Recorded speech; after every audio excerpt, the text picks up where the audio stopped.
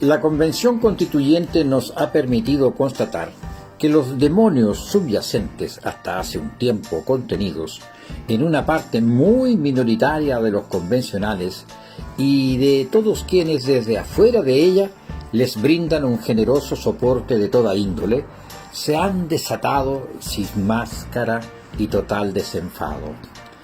Y, por cierto, desde fuera de las instancias del trabajo de la Convención, otros, del mismo tono, medios y color, con una generosa holgura de medios económicos, les brinda con especial relevancia soporte comunicacional. Principalmente en la televisión abierta, radios y diarios, para instalar sus ideas y sus intereses, como si fueran también los propios de la inmensa mayoría del país. Estos hechos, este esfuerzo, como era de esperar, han ido cobrando cada vez mayor relevancia en la opinión pública nacional, de la mano de esos mismos profusos y generosos recursos comunicacionales y otros, que se expresan también en elaboradas intervenciones en las redes sociales. Una evidente minoría tiene los medios, que la mayoría no tiene. Y esa minoría, dentro y fuera de la Convención, intenta hacer creer que su visión del mundo, que la defensa de sus ideas, de sus particulares intereses, son igualmente la misma que los de la mayoría del país. Y esto es un cuadro que se repite a lo largo de toda la historia de nuestro país. Hoy, las generaciones de ayer y las de hoy somos testigos de la mentira desembosada, de la pasión, el odio, el racismo, la intolerancia y el terror visceral de esta minoría. Minoría nacional, minoría poderosa, que se expresa, siembra y proyecta a terceros sus propios temores, para hacer creer que estos temores y sus intereses también lo son o debieran ser igualmente los de la inmensa mayoría del país. Que los miedos de la minoría debieran ser los miedos de la mayoría. Que los demonios de la minoría, su pasión irracional y enfermiza, el odio visceral al que piensa u opina distinto, la intolerancia en suma, también deberá ser de la mayoría del país. Es decir, mentiras, violencia, enfrentamientos, inseguridad, terror y rechazo. Rechazo a la nueva Constitución y a cualquier cambio que afecte sus intereses. Este es el cuadro que vivimos hoy en Chile. Y lo explico de esta manera especialmente a los seguidores de Tribuna Ciudadana en distintos continentes de nuestro planeta, a quienes de paso les agradezco su fidelidad semana a semana y sus continuas opiniones y especialmente aportes de datos y antecedentes muy valiosos. Lo anteriormente dicho, el cuadro descrito no es achacable, no es deducible como tampoco atribuible a la pandemia, que durante 2 años al menos nos mantuvo con estricta restricción social presencial. Tampoco es cierto, recordando los dichos de doña Cecilia Morel, ex primera dama, que la convulsión social de los últimos años sea a causa de una sorpresiva invasión de extraterrestres violentos y enemigos de Chile. Ni pandemia, ni alienígenas. Como tampoco es el resultado de la guerra declarada por el expresidente Piñera, quien recordemos que calificó a los más de 3 millones de chilenos en las calles en todo Chile, los calificó de enemigos poderosos. Recordemos que la aspiración y la necesidad de una nueva Constitución viene desde antes de la derrota de la dictadura militar. Aspiración y exigencia de una nueva Constitución que asumió como propia el primer gobierno civil presidido por Patricio Aylwin. Y desde entonces, la tónica ha sido la Verónica social. Cada vez que la ciudadanía exigía, reclamaba y se expresaba en las calles en torno a este y otros temas, se simulaba prestar atención para luego hacer poco, muy poco o simplemente nada. Recordemos a los gobiernos de entonces, Patricio Aylwin, Eduardo Frei, Ricardo Lagos y las dos administraciones de Michelle Bachelet y Sebastián Piñera.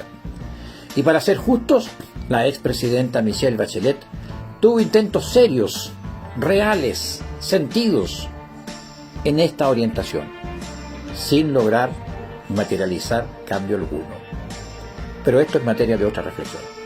Entonces, la irrupción de la necesidad social e institucional de una nueva constitución proviene de la propia historia nacional, de nuestra propia historia. Proviene del anquilosamiento político que hasta hoy garantiza y resguarda inequidades, desigualdades, injusticias y despojos. Entonces surge la gran salida y la gran oportunidad para Chile de una convención constituyente. Entonces, no debiera ni debe sorprendernos que la misión de los convencionales es precisamente hacerse cargo del destrabe, del desanclaje institucional vigente, que es el que protege, resguarda y garantiza lo dicho: desigualdades, injusticias y despojos. Entre otras linduras, por cierto, del modelo institucional vigente. Entonces, no me sorprende que esa minoría de convencionales, apoyados igualmente por esa minoría social de los extramuros de la Convención Constituyente, estén muy conscientes, sumamente conscientes del proceso en curso, del peligro en curso para ellos y sus intereses. Están extremadamente conscientes de lo que el entramado institucional vigente les beneficia, y cualquier cambio en las reglas actuales los perjudica. Es precisamente por ello es que tienen que defenderlo a como haya lugar. No se trata de minucias, se trata del poder omnívodo sin contrapesos de las garantías vigentes para ellos. Y ello es precisamente lo que la ciudadanía mandató a los convencionales. Explícitamente los mandató a cambiar la institucionalidad, es decir, la constitución política del Estado, que les permite, garantiza y protege enormes desigualdades, brutales injusticias y groseros despojos al pueblo de Chile durante generaciones y generaciones. No es de extrañar entonces esta enfermiza campaña de mentiras y odios. No es de extrañar que los demonios de la minoría, su pasión irracional, el odio visceral por quien piensa u opina distinto, la intolerancia, se desate con desenfreno. Más aún, pretender que la mayoría del país defienda la constitución vigente, que precisamente es la que les maltrata y ha maltratado de hace más de 100 años, es decir, con mentiras, violencia verbal, enfrentamientos callejeros, generando inseguridad e incertidumbre, sembrando terror y rechazo a los cambios y a una nueva constitución, es como defienden hoy sus intereses. No me sorprenden las voces afiebradas y delirantes en el contexto descrito y como agentes activos del mismo de algunas y algunos convencionales. Tampoco me sorprende la beligerancia ni la radicalidad de sus declaraciones y posturas al interior de la convención. Tampoco me sorprenden las cifras de las dudosas encuestas que coincidentemente se alinean con la pauta informativa y de opinión con los convencionales minoritarios. Y por cierto se alinean con la pauta informativa de radios, diarios y televisión abierta. Como dice el dicho popular, Dios los cría, pero el diablo los junta. Y como un aporte a la construcción de una opinión social diversa, considerando otras fuentes y otras voces, es que en las secciones de actualidad nacional, actualidad en las redes y actualidad internacional, entregaremos en voz de los propios protagonistas otra visión de los hechos.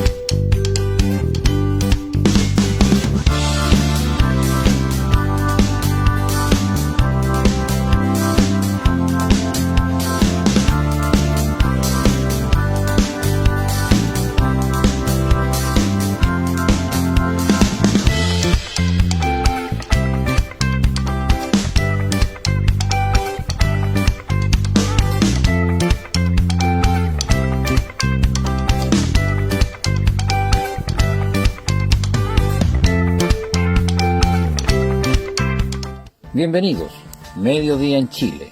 Soy Miguel San Martín Baeza, periodista y conductor de Tribuna Ciudadana, su voz en las redes sociales, y aquí donde a usted se le reconoce que merece más y mejor porque sus derechos no son favores políticos.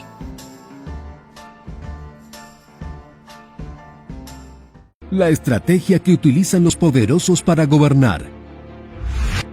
Si recoges 100 hormigas negras y 100 hormigas rojas y las pones en un jarro de vidrio, nada pasará. Pero si tomas el jarro, lo sacudes violentamente y lo dejas en la mesa, las hormigas comenzarán a matarse entre sí. Las rojas creen que las negras son las enemigas, mientras que las negras creen que las rojas son las enemigas, cuando el verdadero enemigo es la persona que sacudió el jarro. Lo mismo ocurre hoy en día en la sociedad. Hombres versus mujeres, izquierda versus derecha, rico versus pobre, fe versus ciencia, joven versus viejo. Antes de ponernos a pelear entre nosotros, debemos preguntarnos, ¿quién sacudió el jarro? Desde siempre, los poderosos han movido los hilos a su antojo. Su objetivo, manejar el poder para su beneficio. Y que nadie interfiera. ¿Cómo lo logran? Aprovechan nuestras diferencias para enfrentarnos y así desviar nuestra atención. Divide y vencerás. Es lo que dijo el dictador romano Julio César, cuando se dio cuenta que los pueblos que quería gobernar los sobrepasaban en número. Para evitar que se unieran en su contra, firmó acuerdos que terminaron beneficiando a unos y perjudicando a otros. De esa manera, crearía rivalidades y envidia entre un pueblo y otro. Mientras peleaban entre ellos, no tenían tiempo de unir fuerzas y combatir contra el verdadero enemigo, el gobierno de Roma. En los siguientes 2000 años de historia, los gobernantes y los poderosos han utilizado esta estrategia para manipular a la humanidad a su conveniencia. Su plan consiste en poner a los unos contra los otros, enfrentando a distintos colectivos, o poniendo en contra de un pequeño grupo a toda una nación. De esa manera, agotados por su lucha, se olvidan del verdadero problema, quienes crearon el conflicto. La lucha de clases, machismo contra feminismo, ateos contra creyentes, farmacéuticas contra pacientes, blancos contra indígenas, enfermos contra sanos, y la lista acabará en todos contra todos si no le ponemos solución. Todo este tiempo te han manipulado de una forma muy astuta y ni cuenta te has dado. Utiliza las noticias, programas de TV, series y películas para influir en ti y hacer que adoptes una postura a favor o en contra de algo. Mientras más repitan la misma idea, mejor será. Así que, aunque no hayas experimentado en carne propia, elegirás uno de los dos bandos. Piensas que tienes libertad de pensamiento. Sin embargo, desde un inicio esas creencias te han sido impuestas muy hábilmente. Es momento de cuestionar tus creencias y todo lo que has aprendido. Saca la venda de tus ojos. Como dijo Mark Twain, es más fácil engañar a la gente que convencerla de que han sido engañados. Ellos no te darán contenido que te haga despertar, sino que te idiotice y te mantenga dormido, lo cual abunda hoy en día. Porque la ignorancia de las masas es la principal fuerza de los gobernantes. Así los poderosos pueden hacer de las suyas. Los gobernantes firman contratos, endeudan a su nación, roban, todo para su beneficio y el de los dueños del mundo. Y nadie dice nada porque siempre está oculto. No hay un pueblo despierto que los enfrente. Sin embargo, cuando algo se revela, quiere decir que algún grupo de poder está en contra de un gobernante y destapan sus fechorías cuando ya no les sirve. De esa manera, la gente se une para protestar y sacarlo del poder. Pero una vez más, está siendo manipulada por los poderosos. Ellos nunca pierden.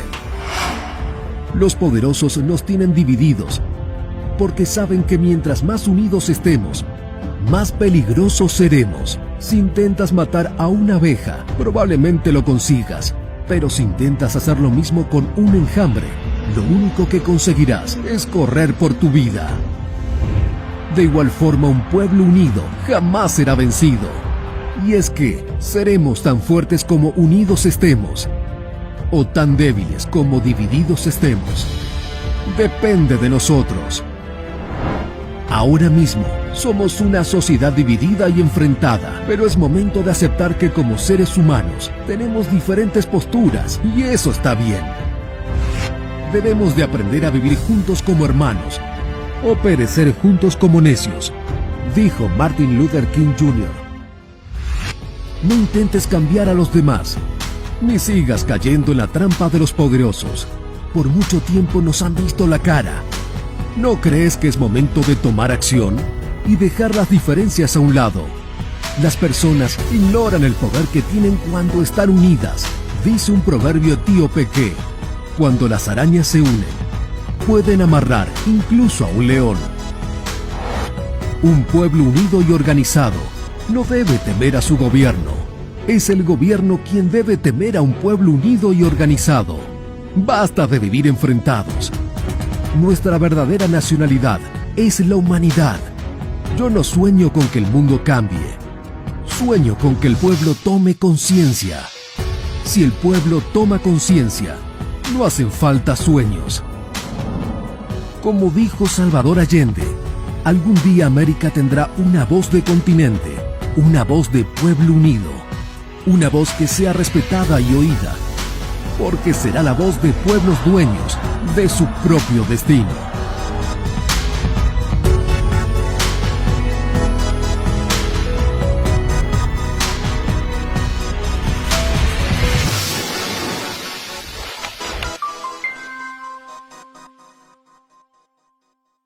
Comencemos por entender qué es la política.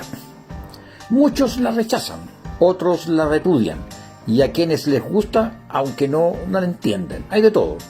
Y quienes la entienden, aunque no por ello, practican una buena política. Bien, por cierto, no soy yo quien explique esto de la política. Le comparto una breve explicación del actor chileno Bastián Bodenhöfer de hace algunos años, que viene a bien recordar su explicación y su descripción de la política. La palabra política viene del griego polis, que significa ciudad. Platón, filósofo de la antigua Grecia, consideraba que el ser humano es un ser social por naturaleza y que el Estado tenía que velar por la educación y la felicidad del individuo. La política es cómo se organiza el mundo, la sociedad, los ideales a alcanzar. Y hay principalmente dos maneras de organizar una sociedad, desde el punto de vista del pensamiento de izquierda y de derecha. Bueno, hay más, pero hay dos tendencias claras. ¿Y cuál es la diferencia? Bueno, hagamos un poco de historia, pero de manera muy resumida. El comunismo primitivo era una época en donde todos trabajaban, pero se repartían los bienes según su necesidad. No habían ni patrones ni trabajadores, todos eran iguales. La agricultura empezó a desarrollarse, pero algunos quisieron sacar mayor provecho y eso dio paso al surgimiento del esclavismo. Por primera vez se dividen las clases sociales, los que trabajaban, esclavos, y los dueños de los seres humanos que trabajaban. Ya en esa época se cree que los poderosos cuentan con la bendición de los dioses. Pasaron muchos años y llegamos al feudalismo. Los trabajadores ya no son esclavos, pero son prácticamente lo mismo, siervos. Están al servicio de los señores feudales y de los nobles, que a su vez están al servicio del rey. Y los siervos tienen que pagar permanentemente tributos a los nobles y viven en la miseria. Es como si tuvieras un grupo de personas en tu casa, les das un lugar donde dormir en el patio a cambio de que ellos hagan todos los trabajos que tú le ordenes. Y ellos se las tienen que arreglar para comer. A finales del feudalismo, los comerciantes y los artesanos que vivían en los pueblos cerca de los castillos donde vivía el rey y los nobles, esos pueblos se llamaban burgos. Bueno, ellos empiezan a organizarse, a hacer sus propios negocios y empiezan a ganar bastante platita. De ahí viene la palabra burgués. de Burgo. Bueno, estos comerciantes burgueses empiezan a imaginar buenos negocios, por ejemplo, financiar todos estos viajes en barcos de la época para transportar las especies, las telas y otros productos, pero necesitaban más plata. Entonces ahí llegan otros tipos que tenían más plata y empiezan a financiar todos estos negocios y otras empresas, aportando plata, o sea, aportando el capital. Pero con la Revolución Francesa los nobles empiezan a perder el poder. Los que tienen el poder ahora son los burgueses dueños del capital, o sea, los capitalistas. Las tierras que eran de los nobles se privatizan, los burgueses las compran, todo empieza a industrializarse y los campesinos que se quedaron sin pega en el campo, todos van a la ciudad para trabajar en las fábricas. Pasa el tiempo y viene la revolución industrial que se origina en Inglaterra. Surge el capitalismo. Las tierras, las herramientas, las fábricas no están en manos del Estado o de las comunidades, no, son propiedad privada. Se crean las grandes fábricas que se llenan de trabajadores y hay libertad de mercado, que significa que cada uno le pone el precio que quiere a las cosas que vende. Uno de los problemas del capitalismo es la plusvalía, que es la ganancia que obtiene el capitalista por su inversión. Por ejemplo, dos personas colaboran para hacer un par de zapatos, el capitalista y el trabajador. Toma, aquí está el cuero que me costó 500 pesos y tu sueldo de 500 pesos. Ya pues. Mañana se los tengo. O sea, hacer el par de zapatos cuesta 1.000 pesos. Luego, el capitalista vende el par de zapatos en 10.000 pesos.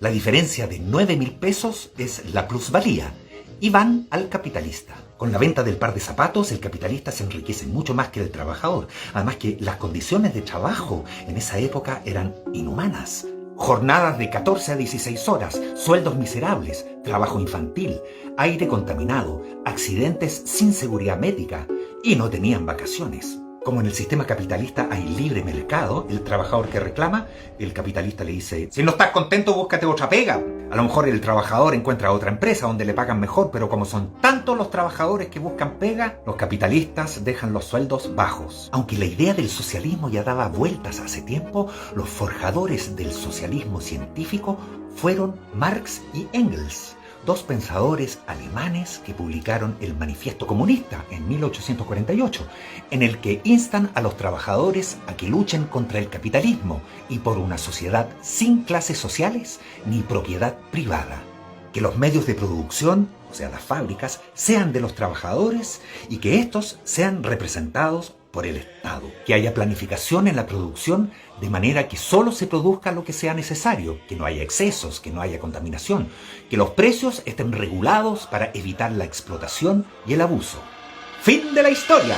Bien, hay dos maneras de pensar la organización de una sociedad. Bueno, hay más, pero mientras tanto analicemos la diferencia que hay entre izquierda y derecha. Oye, a todo esto los términos izquierda y derecha vienen de los tiempos de la Revolución Francesa, porque resulta que en una asamblea había que votar si el pueblo podía cuestionar al rey. Entonces los que estaban sentados al lado derecho del presidente del Senado decían no, y los que estaban sentados al lado izquierdo decían sí, y los que estaban en el centro estaban indecisos. Hoy la derecha tiene que ver con el régimen capitalista y la izquierda con el socialismo o comunismo. Entre paréntesis, en el comunismo no hay clases sociales, por lo que hasta la fecha no ha habido países donde haya comunismo de verdad. Hay países que tratan de acercarse a esa idea a través del socialismo, pero bueno, en realidad es tema para una próxima cápsula porque es un tema muy complejo. Pero para que entiendas un poquito la diferencia entre las dos ideas. La derecha tiene que ver con los valores tradicionales y religiosos y priorizan el poder de los empresarios. La izquierda, en cambio, prioriza el poder en los trabajadores, considera injusto que la burguesía se enriquezca a costa de la clase trabajadora, reclama por una sociedad más justa en todos sentidos, incluyendo la libertad sexual, de género y el respeto por las minorías. La izquierda pide el reparto de la riqueza, que todos los bienes sean públicos y de acceso común. Para la derecha, la riqueza es privada, para quienes se la ganan, y hay libertad de comercio. La oferta y la demanda lo regulan todo. Otras diferencias. La izquierda quiere una democracia participativa, consultas populares y asambleas para tomar cualquier decisión política del Estado. La derecha, Una democracia representativa. Orden y eficacia del Estado y las instituciones no son cuestionadas. La izquierda son progresistas. Todo cambio es mejor si nos hace mejores. Derecha. Lo tradicional es mejor. Si el progreso implica ganancias, mejor aún. Izquierda. Estado laico. Derecha. Las religiones que aconsejan la resignación frente a la desigualdad son bienvenidas. Bueno, pero también hay otras maneras de pensar una sociedad. Se pueden combinar ambas cosas. Hay países que mezclan capitalismo con socialismo, porque por un lado existe el libre mercado, la propiedad privada, y por otro lado existe la educación gratuita y de calidad para todos, salud gratuita, y el Estado vela por eso, así como vela por las pensiones justas y por un salario mínimo aceptable. En Chile, el único gobierno de izquierda ha sido el del presidente Salvador Allende, que terminó con un golpe de Estado organizado por la derecha, el capitalismo extranjero y los militares. Todos los gobiernos que siguieron hasta la fecha han tratado de combinar izquierda y derecha, pero sin llegar a acuerdos que de verdad representen a todas y a todos. Hoy en Chile hay partidos de izquierda, partidos de derecha, partidos de centro izquierda, centro derecha, hay independientes, hay gente que no está ni ahí, hay gente que no le interesa la política, hay gente con pensamiento de izquierda, hay gente con pensamiento de derecha, en fin, hay de todo. Y todo es fruto de nuestra historia. Y nuestra historia es fruto de la historia de la humanidad. Piensa, infórmate, investiga, lee, así podrás formarte tu propia opinión con respecto a lo que pasó, a lo que está pasando y a lo que pasará en el futuro. A comienzo de esta semana, el abogado e integrante de la Convención Constituyente Mauricio Daza explica los alcances de algunas de las materias del debate en el Pleno de la Convención y aclara y precisa los alcances del modelo político que se propondrá en la nueva propuesta de Constitución. Amigas y amigos, un gran saludo desde acá, desde Punta Arenas, región de Magallanes y Antártica chilena. Mucho se ha debatido respecto al sistema político, si tenemos que tener una o dos cámaras, cuál es la labor del presidente de la República. Más allá de que la idea que yo estuve impulsando, vinculado con un Congreso unicameral y un sistema semipresidencial, donde existiera un primer ministro y un presidente de la República, lamentablemente no ha obtenido las mayorías suficientes para poder ser aprobada en la Convención Constitucional. Hoy día tenemos básicamente dos cámaras, la Cámara de Diputados y la Cámara de las Regiones. Todavía no sabemos cuáles van a ser las atribuciones de cada cual, pero acá hay que ser muy claros. Debemos defender el interés de nuestras regiones. No puede ser que aquellas regiones que concentran la mayor cantidad de población decidan por el resto. Y en ese sentido vamos a ser bien firmes para entregarle atribuciones reales a la Cámara de las Regiones con la finalidad de que, sin repetir los abusos del Senado, sí existe una representación regional verdadera al momento de establecer y formar nuestras leyes. Pero más allá de todo lo anterior, hay algo sobre lo cual no muchos han querido hablar, que tiene que ver con la participación de los independientes en los órganos de representación del Estado. Y en este sentido, lamentablemente, los proyectos que se han presentado al interior de la Convención le cierran la puerta completamente a la participación efectiva de independientes, incluso dejándonos en una situación peor que la Constitución actual. En ese sentido es muy importante definir reglas del juego que permitan participar de manera justa a las y los independientes, a lo menos las mismas reglas que fueron formuladas para la elección de convencionales. Por lo tanto, es eso lo que nosotros vamos a defender durante las próximas semanas en lo que queda del proceso constituyente, ya que todavía hay mucho que escribir respecto de las bases de un Chile que es importante que sea más digno y más justo para todas y todos, especialmente para nuestras regiones. Por su parte, el historiador Jorge Baradit, miembro también de la Convención Constituyente, explica y fundamenta al interior de esta las razones históricas que motiva uno de los cambios, el Estado regional, que se proponen incorporar a la nueva Constitución Política del Estado de Chile. La redistribución del poder que propone el Estado regional es una cuenta pendiente desde 1829, cuando la aristocracia santiaguina tomó sangrientamente el poder, mataron a héroes de nuestra independencia y reinstalaron el orden colonial concentrado en Santiago con Portales a la cabeza, como recordara el compañero Luis Jiménez. Desmontaron el ejército de Concepción y acumularon todo el poder para unas pocas familias santiaguinas, idea de la que no nos hemos podido desprender en su totalidad. Hoy estamos desmontando ese régimen portaliano, que no es más que entregarle el poder a unos pocos santiaguinos, hombres y blancos, usando el ejército como policía nacional para alcanzar una supuesta estabilidad política y económica, que no es más que lo conseguido a través de la sangre y el fuego, cuando es necesario. Ha sido una lucha permanente de los trabajadores contra las fuerzas conservadoras, que tienen el orden y los privilegios concentrados y secuestrados, que anuncian, por supuesto, el apocalipsis frente a tal o cual cambio de derecho que favorece a la mayoría, pero los desfavorece a ellos. Como ejemplo, a principios del siglo XX, un congresista chileno, santiaguino, en este mismo edificio, acusó que una ley que se tramitaba iba a traer el descalabro a la economía de las provincias del sur, porque la disminución violenta de esa mano de obra iba a colapsar la industria, que era una medida cruel, que iba a disminuir los ingresos de las familias más pobres del campo. Esa ley era la prohibición del trabajo infantil. Otro grupo se negaba a una iniciativa del gobierno que traería desempleo y colapso en la economía agrícola de los valles agrícolas del sur y la pérdida de nuestras tradiciones.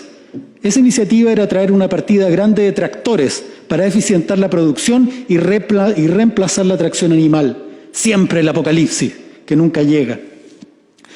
Hoy también consagramos que los derechos hoy en las votaciones son inherentes a las personas, pero déjenme hacer un alcance y discrepar, porque inherente significa esencial, es decir, que son algo propio, como el calor es inherente al fuego, y la verdad es que los derechos y los cambios como los que estamos planteando hoy son una conquista de nuestros trabajadores a lo largo de la historia contra las fuerzas que capturan el poder. No bajó una mano del cielo para darnos las 8 horas de trabajo o el derecho a la vida. No nacemos en nuestro ADN con el derecho a la salud. Los cambios en la distribución del poder y los derechos se ganan. Los obreros de la Escuela Santa María murieron por un pliego de peticiones que incluía que las pulperías no los estafaran, que se pusiera una escuela para niños y que los trabajadores dejaran de morir por falta de seguridad laboral.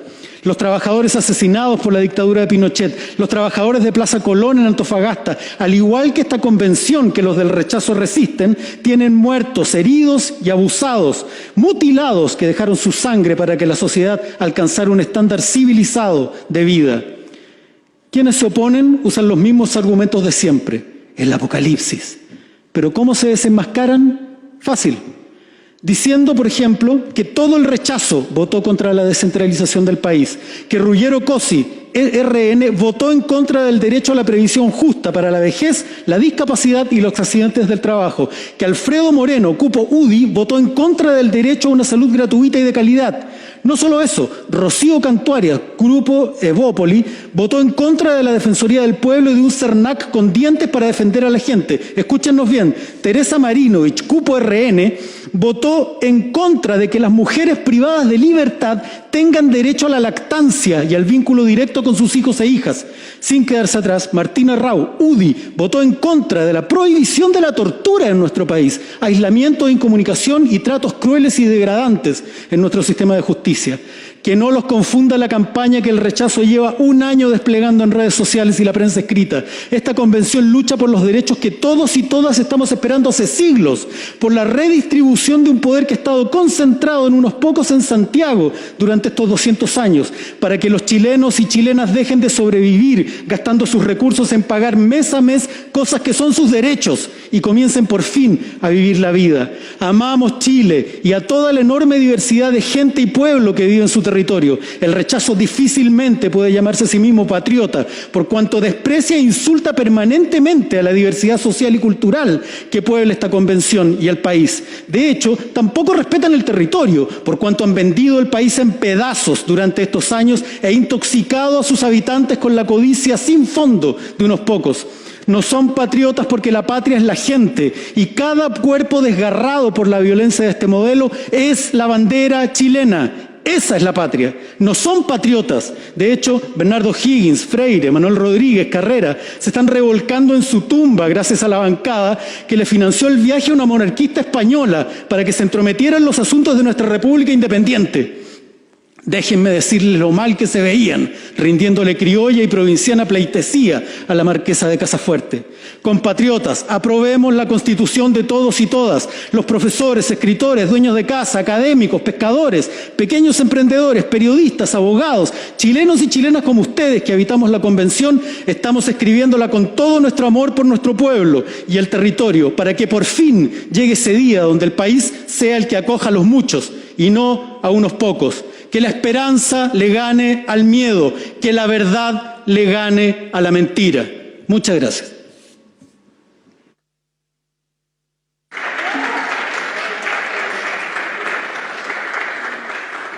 Uno de los temas de mayor debate en el mundo actualmente y con directa implicancia y resonancia en nuestro país es la inflación.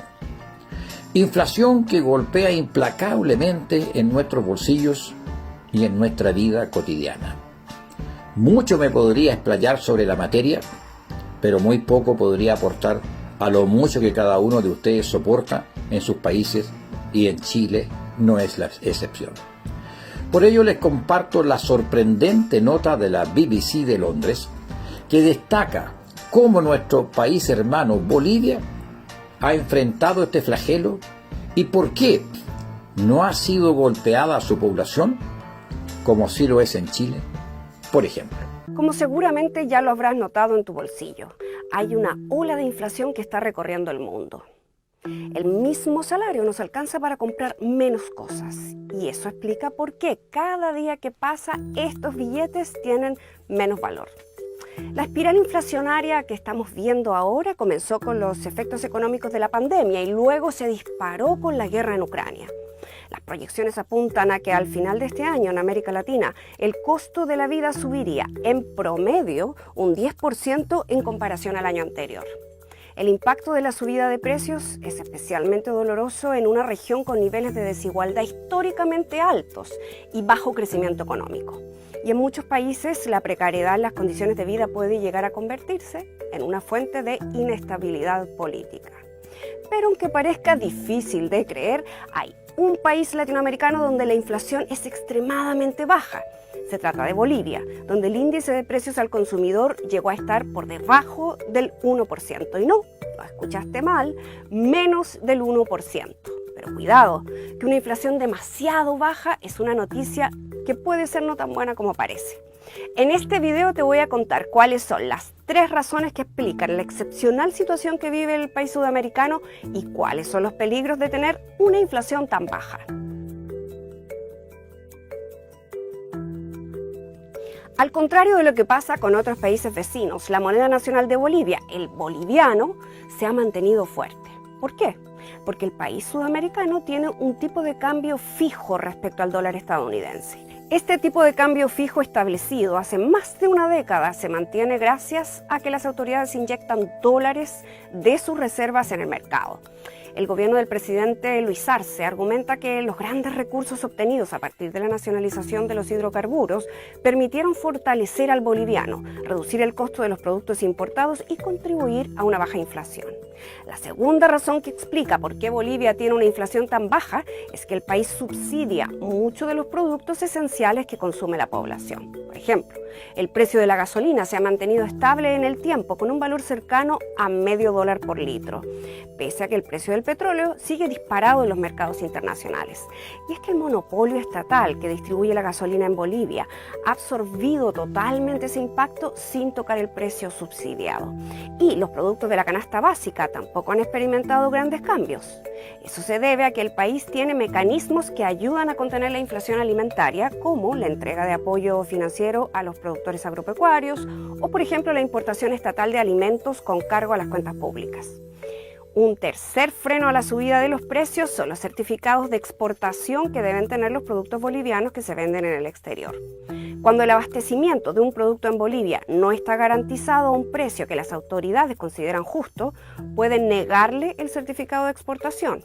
De esta manera, el gobierno provoca un aumento de la oferta de ese producto en el mercado interno, baja los precios y por lo tanto disminuyen las presiones inflacionarias. Ahora veamos la otra cara de la moneda. Si bien una inflación muy baja pareciera ser una excelente noticia, lo cierto es que también esconde graves peligros. En ese sentido, una de las preguntas esenciales que vale la pena hacerse es ¿por cuánto tiempo seguirá Bolivia beneficiándose de esta excepcional estabilidad en los precios en un mundo en el que la inflación continúa escalando y escalando? En otras palabras, ¿qué tan sostenible es para las finanzas públicas esta política de subsidios, de control de exportaciones y también de tipo de cambio fijo? Un reciente informe del Banco Mundial estima que la deuda pública boliviana se acerca al 80% del Producto Bruto a finales de este año, un nivel muy superior a la media regional. Desde esa perspectiva, Bolivia es un país con baja inflación a costa de mucha deuda. El gobierno, en cambio, argumenta que el endeudamiento está bajo control.